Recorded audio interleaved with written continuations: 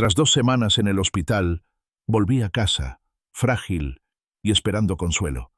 En cambio, mi hijo estaba en mi silla, hablando del futuro de mi casa como si yo no estuviera. Mis preciadas fotos familiares habían desaparecido, reemplazadas por su decoración estéril. Solo escuchaba, como un fuego silencioso ardiendo en mi interior. Pensaban que era débil, pero no tenían ni idea. Esta es mi historia.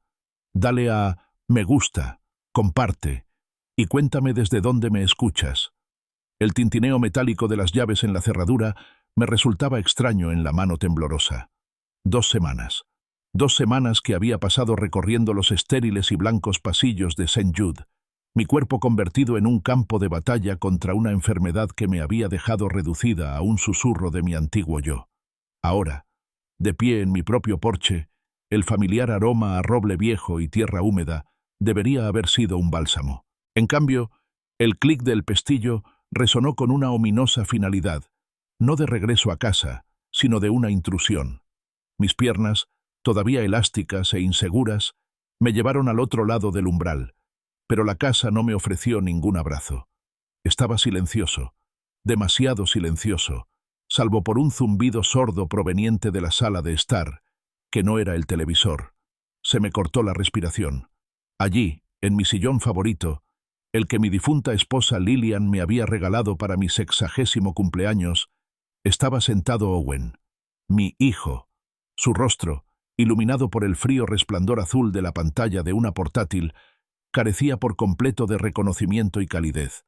Estaba absorto, con los dedos bailando sobre el teclado, ajeno a que su padre, recién salido de la cama del hospital, acababa de entrar. No hubo ningún movimiento, ninguna mano extendida, ningún simple «bienvenido a casa, papá». Solo el rítmico golpeteo de las teclas, una sinfonía austera e insensible. «Arthur, te ves mejor». Clara, la esposa de Owen, salió de la cocina secándose las manos con un paño de cocina.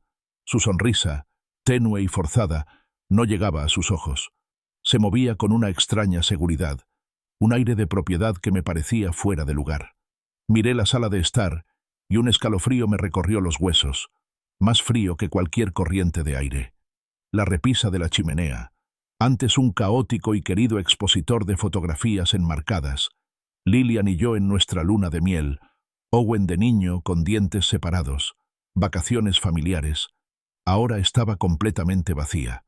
Las estanterías, antes un reflejo de mis gustos eclécticos, estaban reorganizadas. Ordenadas filas de libros que no reconocía reemplazaban a mis clásicos desgastados. Y la antigua lámpara de lectura de Lillian, una preciada reliquia que siempre había estado junto a mi sillón, simplemente había desaparecido. ¿Qué pasó con todo? Mi voz era áspera, débil, la de un extraño. Clara hizo un gesto de desdén con la mano, con una leve irritación en los ojos. «Oh, estábamos haciendo un poco de limpieza mientras no estabas, Arthur.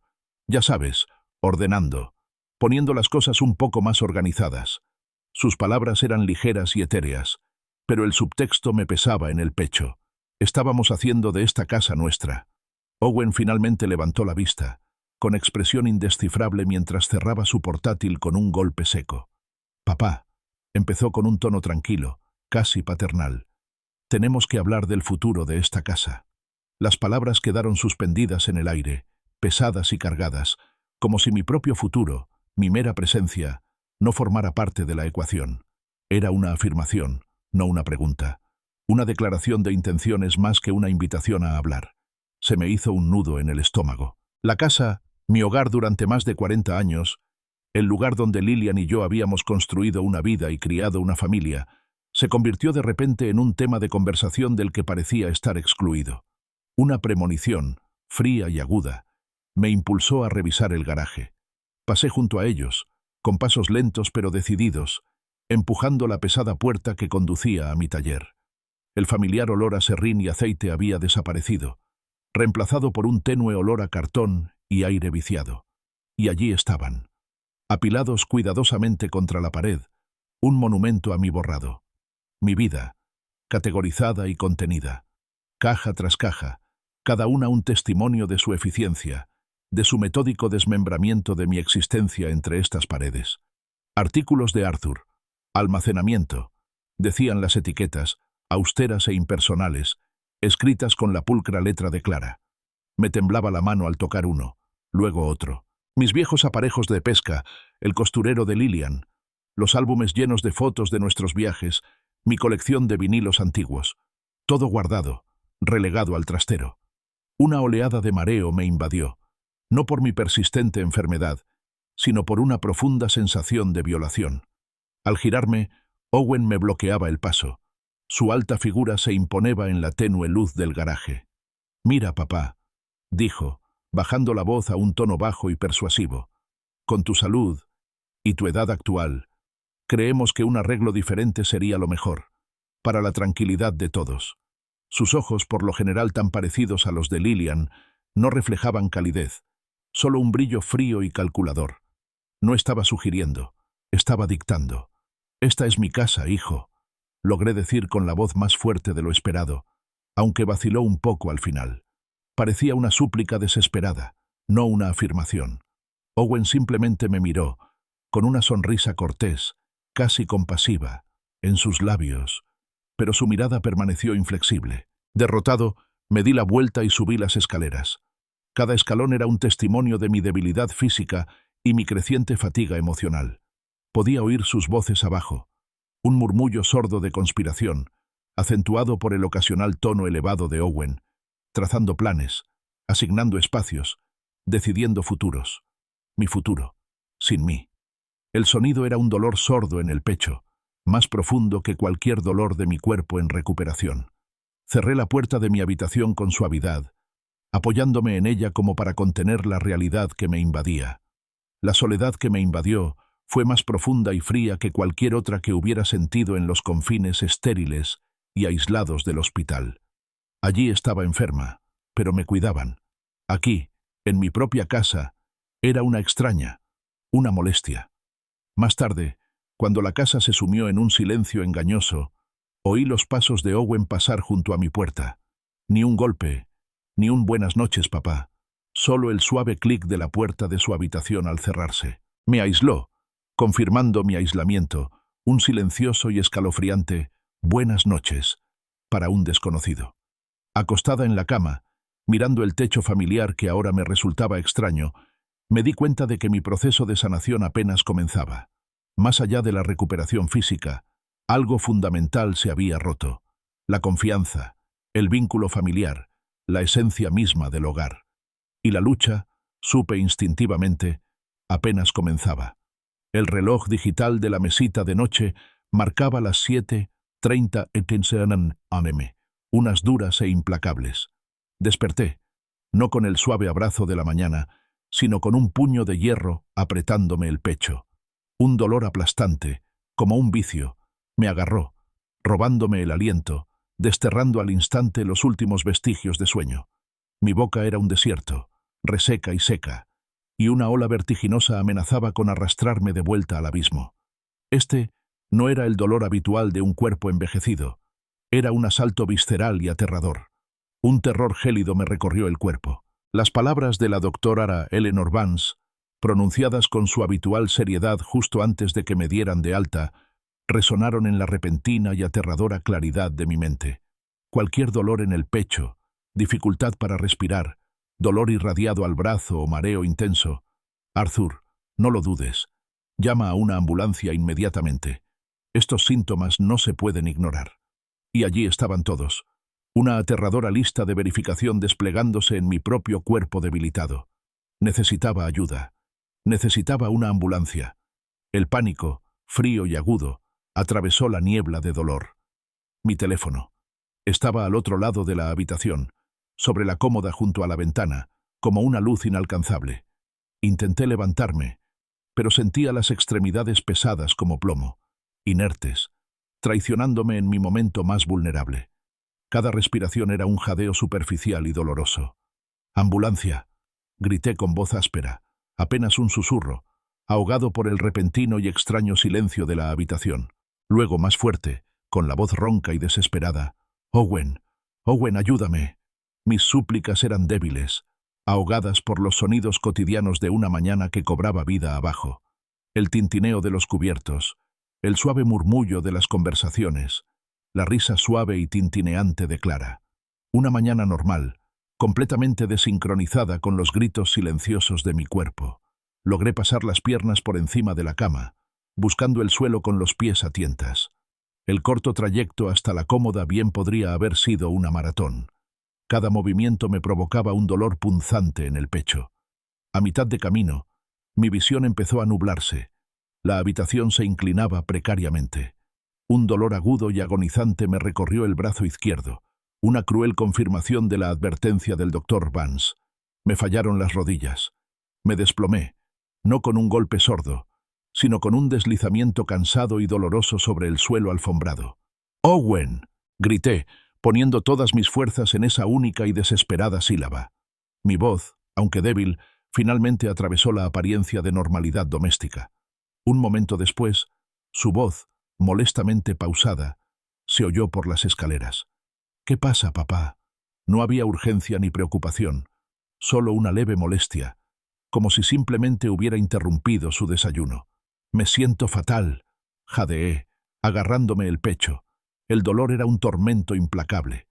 «De verdad fatal. Llama a una ambulancia. Por favor, Owen, llama a una ambulancia». Respiraba con dificultad. Cada palabra era un esfuerzo monumental.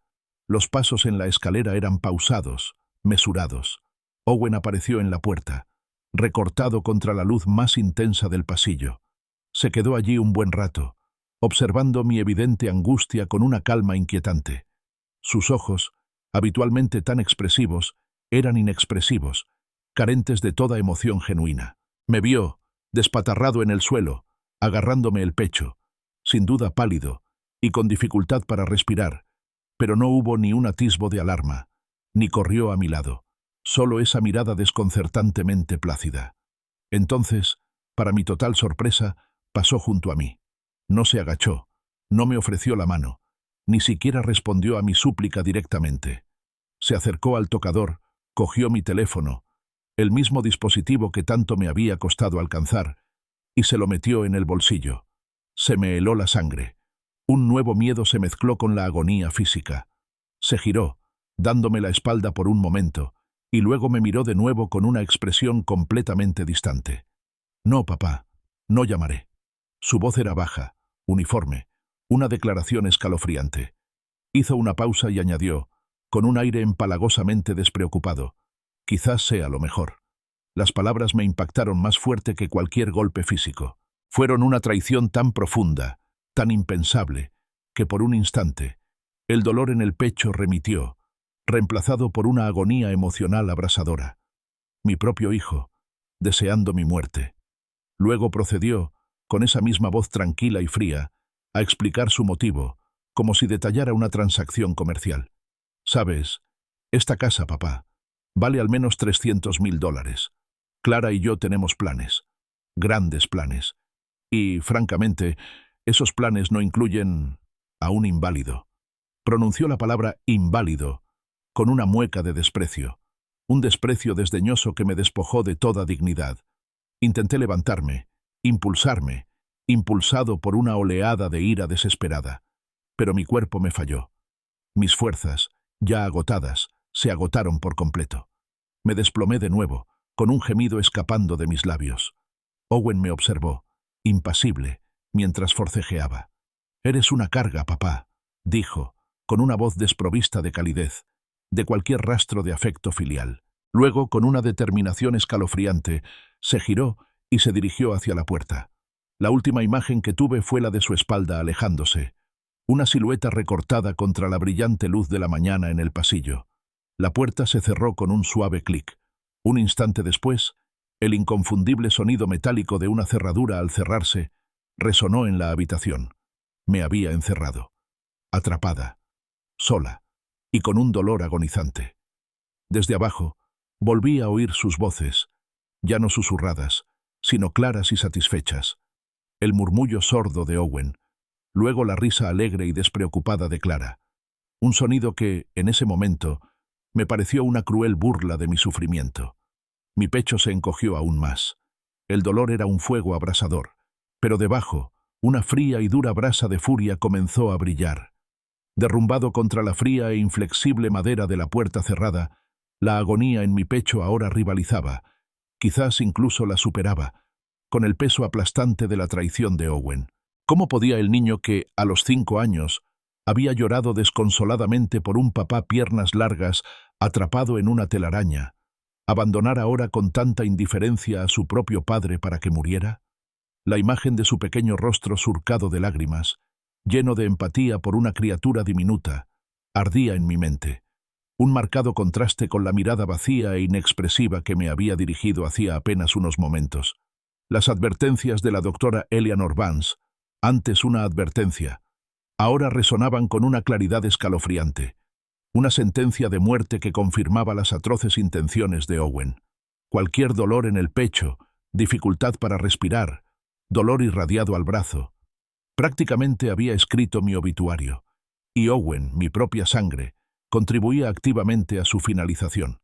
No solo me ignoraba, facilitaba mi fin. Un recuerdo fugaz, tan vívido que dolía, atravesó la neblina de dolor. Owen, de unos 7 años, se tambaleaba en su primera moto, con el rostro entre el terror y la euforia. Mis manos, firmes y firmes, agarrando el respaldo del asiento, guiándolo. Entonces, en el momento en que lo solté, su grito triunfal: «¡Lo estoy logrando, papá! ¡Lo estoy logrando!». Pura alegría. Ese niño, tan lleno de vida, tan lleno de inocente asombro. ¿Dónde se había metido? ¿Qué monstruosa transformación había ocurrido para vaciarle el corazón y reemplazarlo con una crueldad tan calculada? La pérdida se sentía profunda, la amputación de un pasado preciado. ¿Era cierto? ¿Me había convertido en una carga? El pensamiento, susurrado por las crueles palabras de Owen, me carcomía. El dolor físico en el pecho, un infierno ardiente, se fusionó con la angustia emocional, creando un peso aplastante que amenazaba con asfixiarme. ¿Acaso mi vida, mi existencia continua, valía realmente menos de $300.000? ¿Era esa la medida de mi valor para mi propio hijo? No. Una obstinada y furiosa voluntad de sobrevivir se encendió en mi interior, una chispa ardiente en la oscuridad que se cernía sobre mí. No se lo pondría fácil. No me quedaría aquí, dejando que su monstruoso plan se desarrollara. Había enfrentado la enfermedad, luchado por mi vida en una cama de hospital, y no me rendiría ahora. Owen no iba a conseguir su casa tan fácilmente. Un tenue rayo de esperanza, frágil pero insistente, se abrió paso entre la desesperación. Greg Miller, mi vecino durante 15 años, un hombre de costumbres como yo. Todas las mañanas, sin falta, estaba en su jardín, entreteniéndose entre sus rosas premiadas, y siempre, siempre, me saludaba con la mano cuando salía a dar mi paseo matutino. Su casa, un reflejo de la mía, estaba justo al otro lado de la estrecha franja de césped. Su jardín lindaba con el mío. La ventana, mi ventana, la que está justo enfrente de las premiadas rosas híbridas de té de Greg, era mi única oportunidad. Cada centímetro era una batalla. Mi cuerpo, un peso de plomo, resistía. La alfombra, con el adorado estampado floral de Lillian, se sentía áspera contra mis manos mientras empujaba, arrastraba y me raspaba por el suelo. 3,5 metros. Parecía una distancia insalvable. Respiraba entrecortadamente, cada una súplica desesperada de aire. La cicatriz quirúrgica en mi pecho, aún sensible por la operación, se tensaba, un agudo y doloroso recordatorio de lo cerca que había estado de la muerte, y de lo cerca que estaba de nuevo. Mis dedos, entumecidos y torpes, finalmente rozaron el frío cristal de la ventana. Me impulsé, usando el alféizar como palanca, mientras mis hombros protestaban a gritos. El dolor en el pecho era un compañero constante, ahora un rugido sordo, pero lo ignoré, concentrándome solo en la tarea en cuestión. El pestillo. Era viejo, rígido y rara vez se usaba. Mis manos temblorosas forcejearon, raspando el metal, mis uñas clavándose en la superficie oxidada. El pánico me arañó la garganta. ¿Y si no se abría? ¿Y si estaba demasiado débil? Entonces, con un gemido que parecía reflejar mi propio sufrimiento, el pestillo cedió. Un chirrido oxidado y de protesta rompió el silencio, y subí la ventanilla, apretando los dientes ante la repentina oleada de dolor en el pecho. El aire matutino, fresco y puro, me golpeó la cara como una bendición, un salvavidas del mundo exterior. Traía el aroma de la hierba recién cortada, de las rosas en flor y de la vida.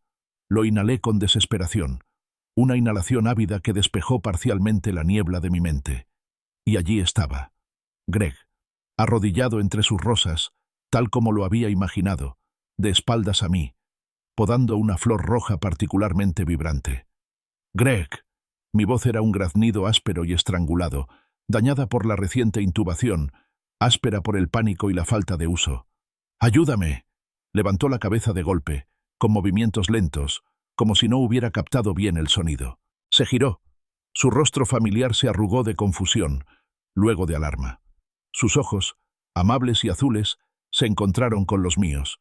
En ese momento, ver su rostro, el de otro ser humano reconociendo mi existencia, no con desprecio ni indiferencia, sino con genuina preocupación, me produjo un inmenso alivio. No estaba solo. No del todo. Todavía no. «Greg, bendito sea», reaccionó al instante.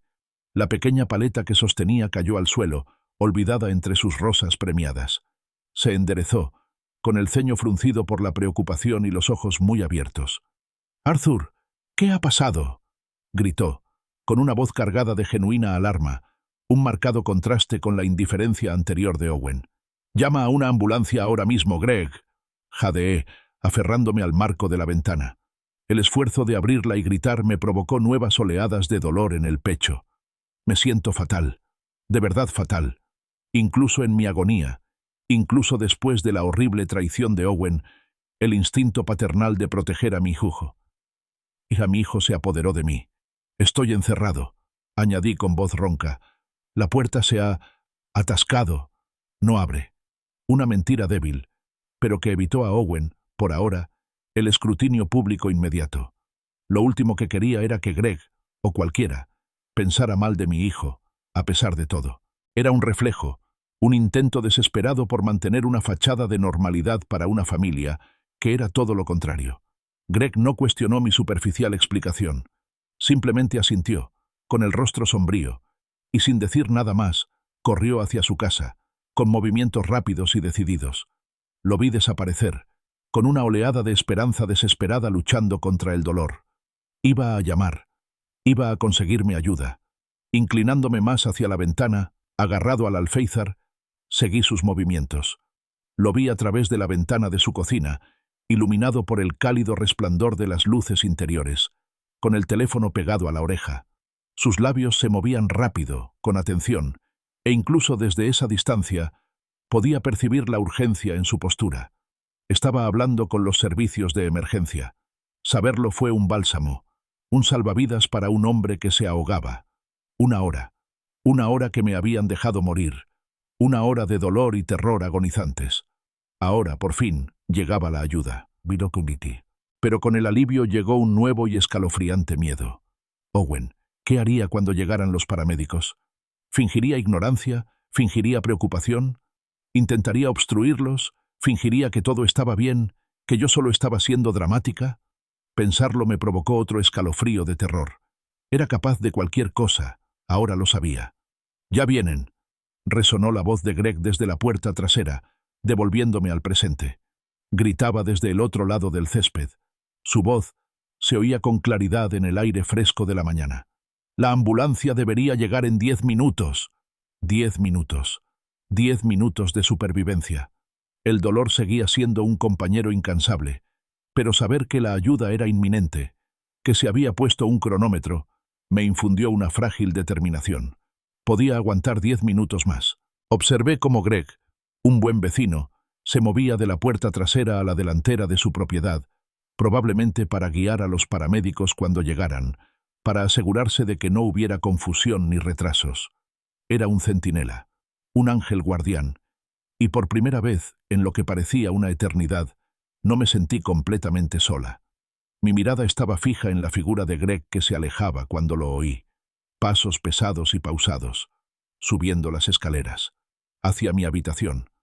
El sonido era inconfundible.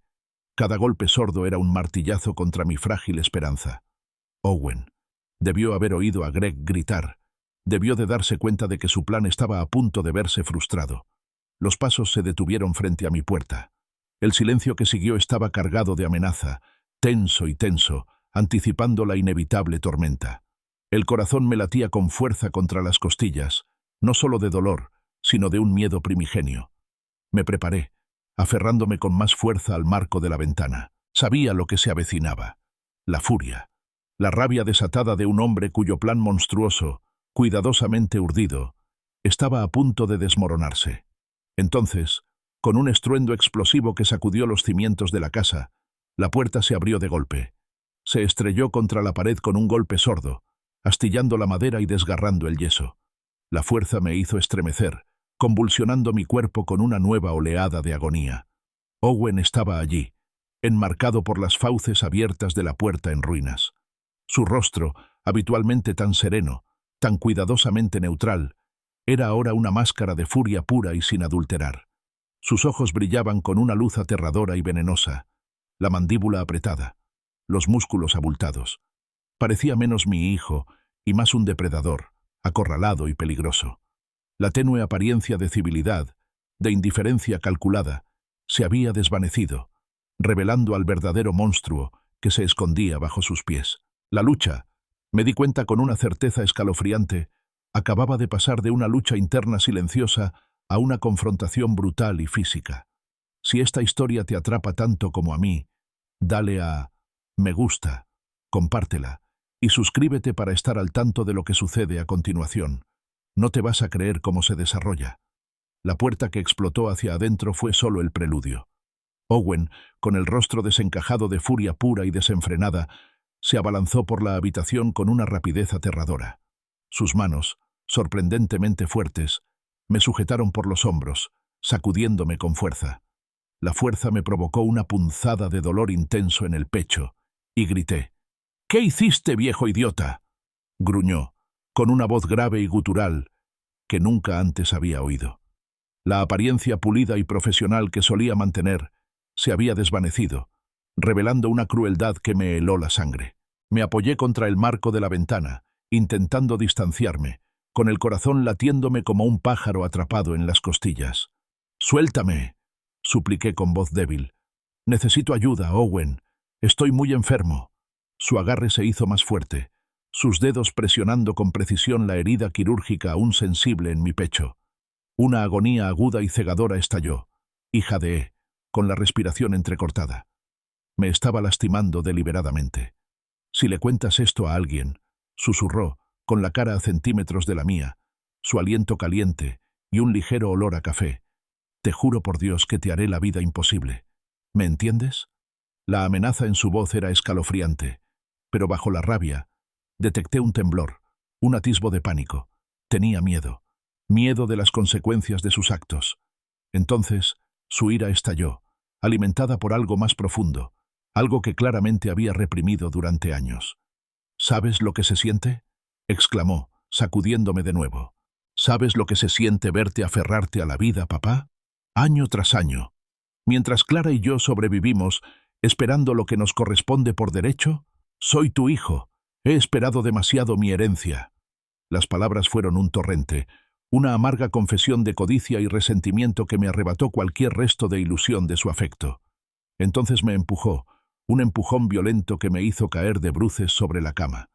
Mi cabeza golpeó la almohada con un golpe sordo y me quedé allí, aturdida, mirándolo fijamente. «Ahora no eres más que un caso de caridad, papá», se burló, elevándose sobre mí. «Una carga en tu propia casa». El desprecio en su voz era palpable, un mal sabor en el aire. Mientras escupía sus crueles palabras, caí en la cuenta de algo aterrador. Clara, su leve sonrisa, su eficiente limpieza, la naturalidad con la que había desestimado mis pertenencias perdidas. Clara y yo, lo había dicho con tanta naturalidad. Encontramos una salida. Estaban juntos en esto. No solo era cómplice, era una participante activa en este monstruoso plan. La idea de que mi nuera, una mujer a la que había acogido en mi familia, hubiera estado conspirando contra mí con mi propio hijo, me revolvía el estómago. «Este plan», continuó Owen, paseándose de un lado a otro, con la ira aún latente, «no empezó de la nada, papá. Empezó desde tu primer infarto. Pensamos que eso sería todo. Pensamos que por fin seríamos libres.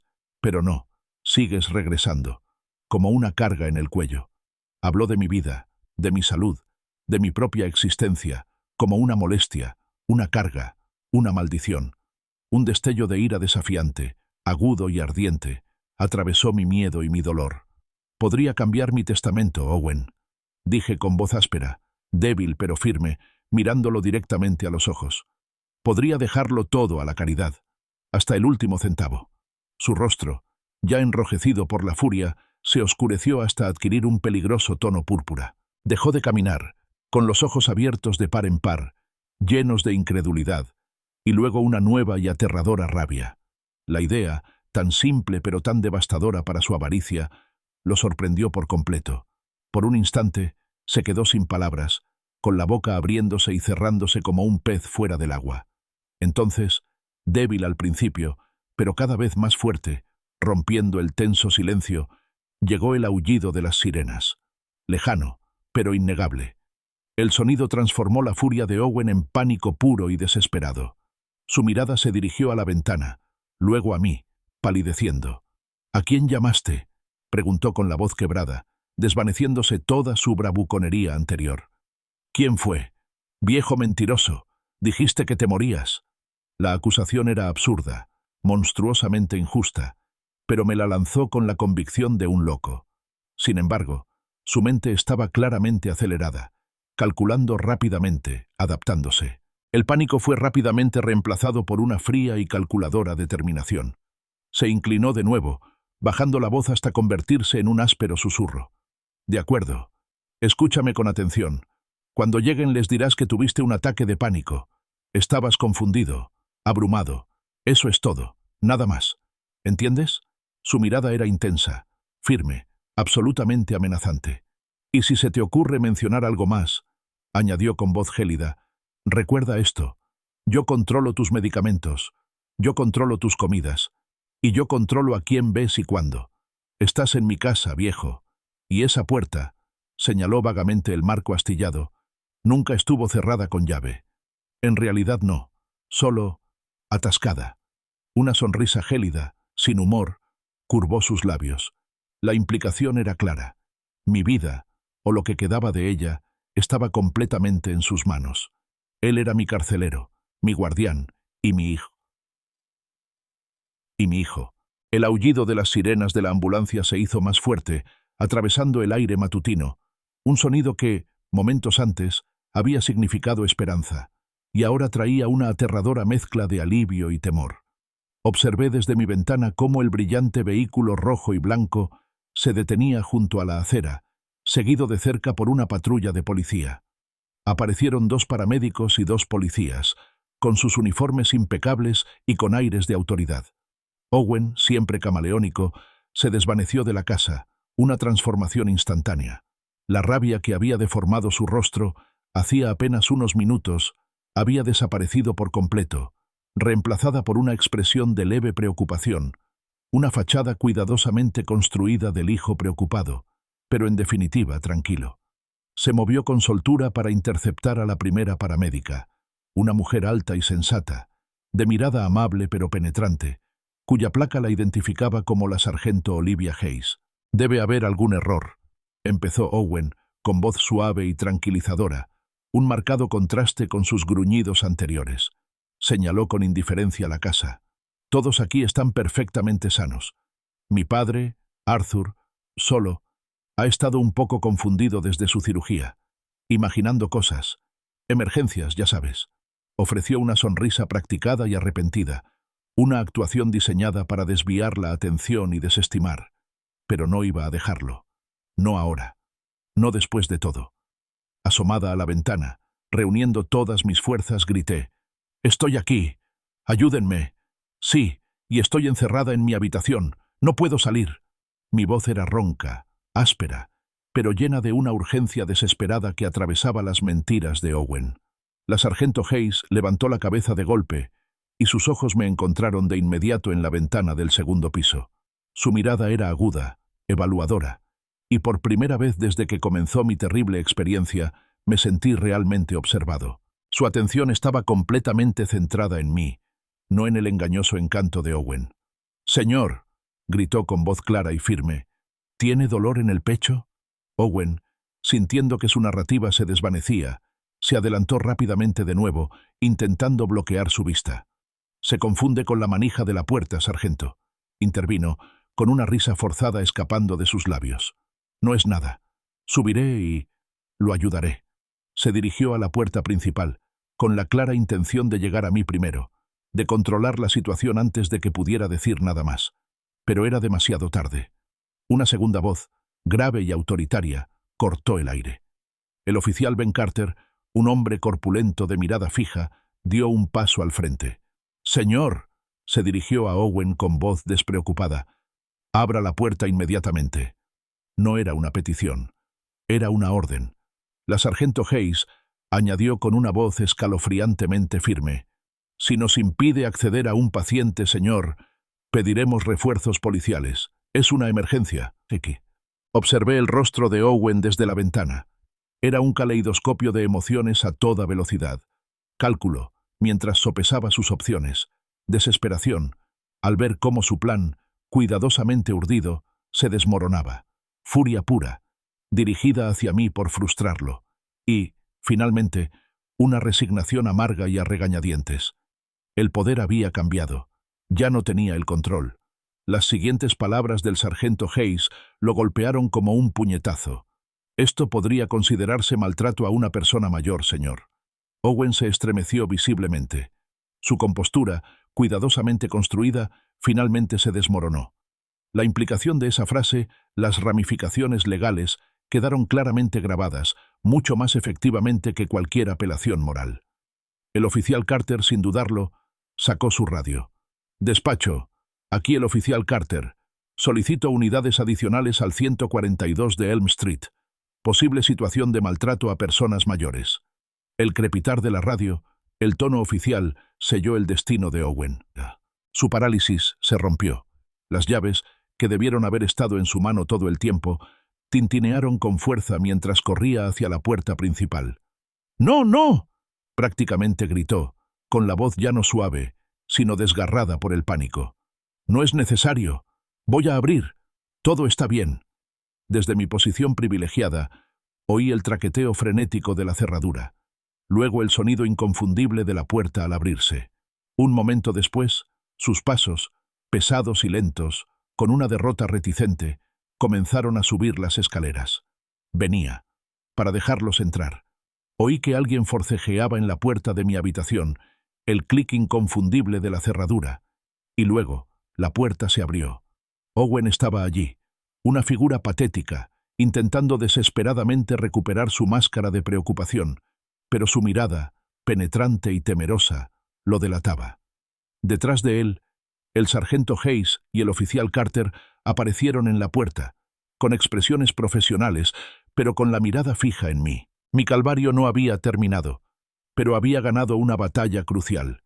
La sala de urgencias era un caos de luces intermitentes, voces urgentes y el olor estéril del desinfectante. Recuerdo el frío pinchazo de las agujas, el tranquilizador silbido del oxígeno a través de una cánula nasal y el pitido insistente de las máquinas que monitoreaban mi corazón desfallecido.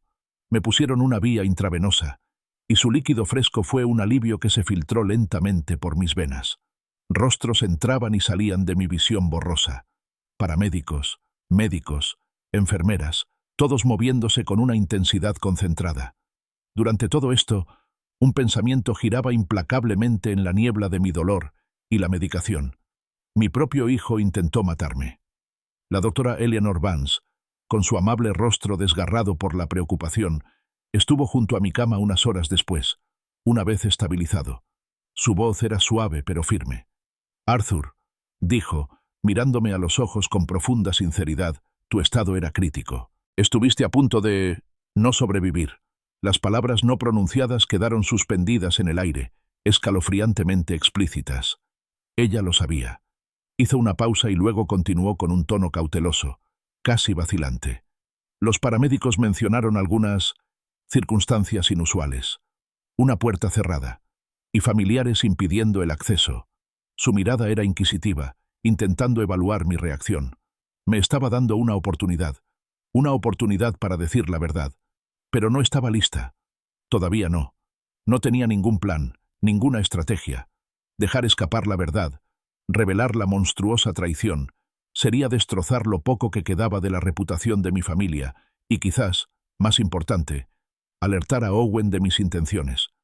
Fue un malentendido, doctor, logré decir, con la voz aún débil. Estaba confundida. La puerta solo es una cerradura vieja, y Owen solo estaba preocupado, ¿sabe?, sobreprotector. Era una mentira, una traición a mí misma, pero una necesaria. Una maniobra táctica en una guerra que aún no comprendía del todo.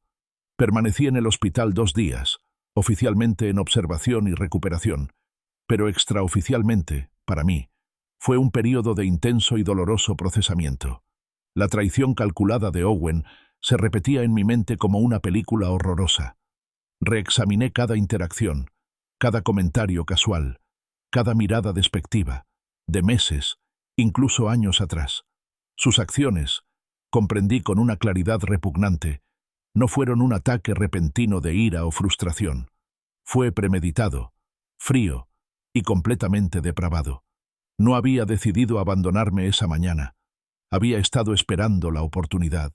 ¿Alguna visita hoy, Arthur?, me preguntó la enfermera Emily, una joven dulce y de sonrisa contagiosa, en mi segundo día.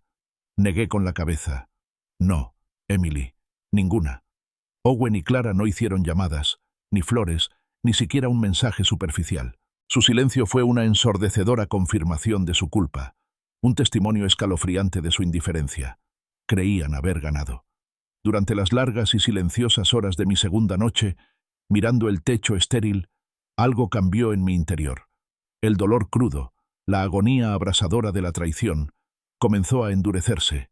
Se consolidó en una resolución fría y decidida. Mi rabia, antes un fuego abrasador, ahora se convertía en acero gélido. Justicia. Eso era. No una simple venganza, que parecía demasiado emocional, demasiado vil, sino justicia. Calculada, metódica y absolutamente inflexible. Owen me veía como un obstáculo, una carga, una reliquia antigua que se interponía entre él y una casa de $300,000. Me veía como un problema que debía eliminar. Pero cometió un error crucial. Me dejó vivir. Creyó haberme engañado, pero subestimó la tenacidad de un anciano que se había enfrentado a la muerte y se había negado a sucumbir. Para la mañana del 13 de junio, el día de mi alta, tenía un plan. No estaba completamente definido en todos sus detalles, pero la estrategia principal estaba clara, meticulosamente diseñada en mi mente. Era un plan que expondría su avaricia, su crueldad y su absoluta falta de humanidad. La doctora Vance vino a firmar mi alta. Arthur, dijo, entregándome un folleto, tenemos recursos para la defensa de las personas mayores, si crees que los necesitas, para situaciones familiares inusuales. Su mirada, de nuevo, me inquietaba. Seguía ofreciéndome una salida. Sonreí, una sonrisa tensa que no me llegó a los ojos. Gracias, doctor, dije, devolviendo el folleto a la mesa. Pero creo que puedo ocuparme yo sola de mi situación familiar. Mi voz era tranquila, firme, sin delatar la firmeza que ahora revestía mi determinación.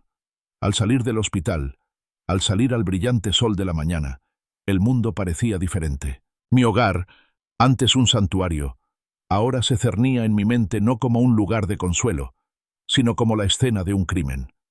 Y yo, Arthur, ya no era solo la víctima, era el fiscal, y Owen y Clara estaban a punto de enfrentarse a un juicio que nunca imaginaron. El taxi me dejó en la acera. Su brillo amarillo contrastaba marcadamente con la fachada tranquila y casi siniestra de mi casa. La casa estaba vacía, en silencio. Owen y Clara estaban trabajando, felizmente ajenos a la tormenta que se avecinaba. La privacidad era justo lo que necesitaba. Cada paso por la puerta principal se sentía como entrar en territorio enemigo, pero esta vez tenía un plan. Mi primera parada fue la pequeña caja polvorienta que había en un estante de mi estudio. Dentro, entre cartas viejas y flores secas, había una pequeña grabadora digital. La había comprado hacía años con la intención de grabar las vívidas historias de la infancia de Lillian, para preservar su voz, su risa, una tarea que lamentablemente nunca había completado.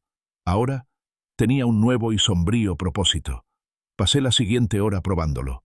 Le hablé desde varias distancias, grabando susurros, conversaciones normales y voces elevadas. Lo reproduje, escuchando atentamente, asegurándome de que el audio fuera nítido, claro e innegable. Satisfecho, lo coloqué cuidadosamente sobre mi escritorio, como un arma silenciosa. Luego, reuní mis municiones.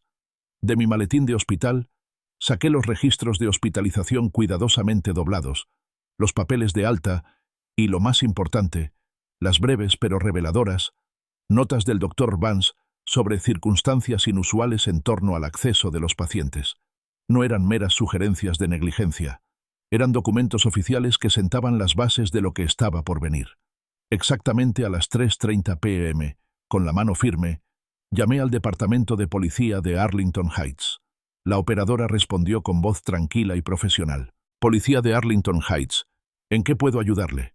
«Me llamo Arthur Peterson», dije con una voz notablemente serena, sin delatar mi agitación interior. «Quiero denunciar maltrato a una persona mayor, intento de asesinato y privación ilegal de la libertad». Las palabras, dichas en voz alta, resultaron pesadas, pero también liberadoras. Continué, concisa y sin emoción, relatando los hechos.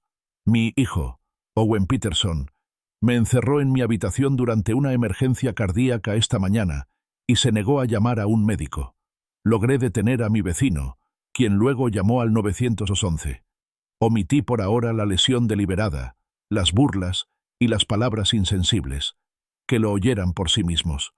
Solicito que los agentes se presenten en mi domicilio a las 19:30. Concluí. En ese momento tendré pruebas adicionales que presentar. Mi informe fue objetivo, conciso y creíble. No divagué, ni mostré mis emociones. Solo los hechos crudos y contundentes. Sabía que ese tipo de informe tendría repercusión y que me tomarían en serio. Colgué, sintiéndome invadida por una extraña sensación de calma. La verdad, por fin, empezaba a revelarse. Con cuidado, me puse la grabadora digital en el bolsillo de la camisa, justo encima del corazón. La probé de nuevo, asegurándome de que el pequeño micrófono no estuviera obstruido y pudiera captar cada palabra, cada matiz de sonido. Estaba lista. A las 6:00 p.m. oí el familiar crujido de las llantas de Owen en la entrada de grava. El corazón me dio un vuelco, pero no era miedo. Era anticipación. Respiré hondo, me serené y me acomodé tranquilamente en mi sillón favorito de la sala, el mismo que Owen había ocupado a mi regreso. La ironía no se me escapó. La puerta principal se abrió y Owen entró, con el rostro aún lleno de preocupación, como si lo hubiera usado para los paramédicos. «Papá, ya estás en casa. ¿Cómo te sientes? Nos tenías a todos muy preocupados». Su voz estaba impregnada de una fingida sorpresa y una solicitud practicada que habría convencido a cualquiera que no hubiera presenciado su verdadera naturaleza.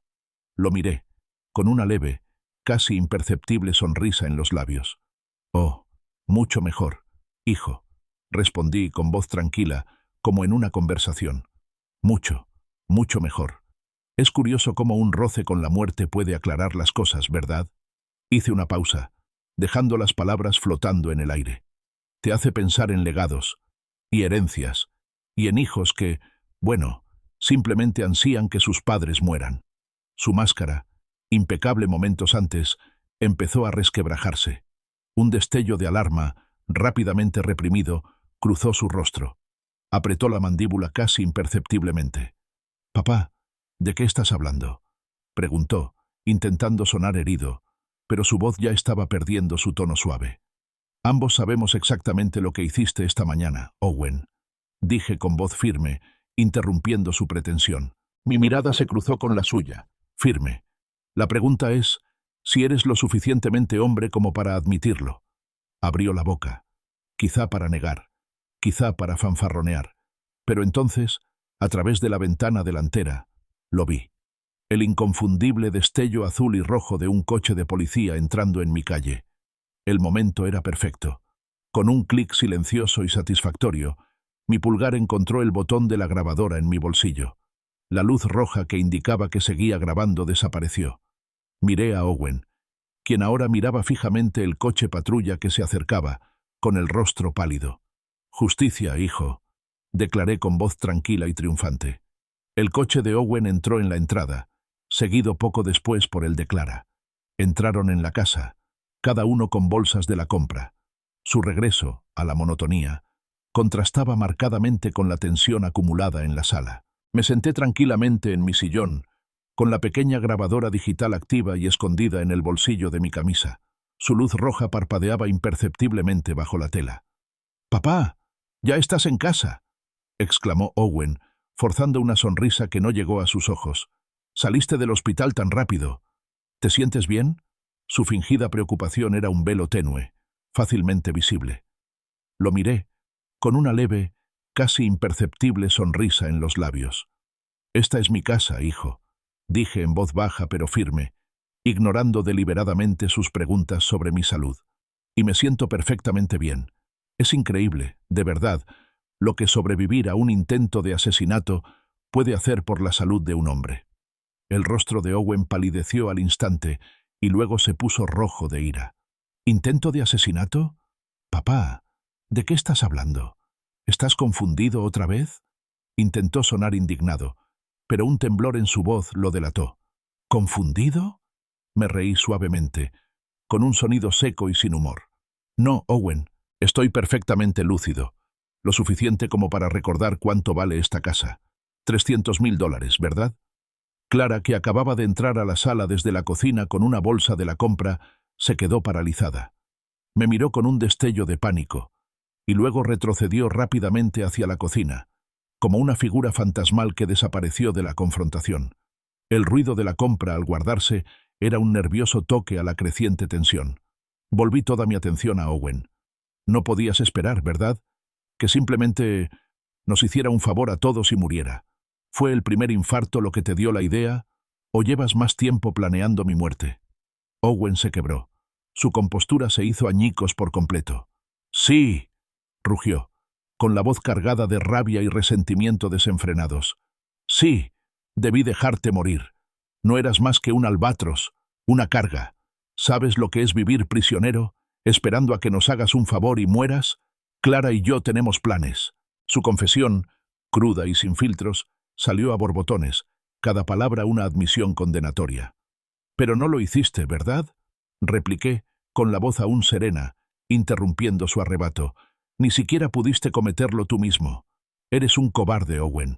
Un cobarde calculador y avaricioso».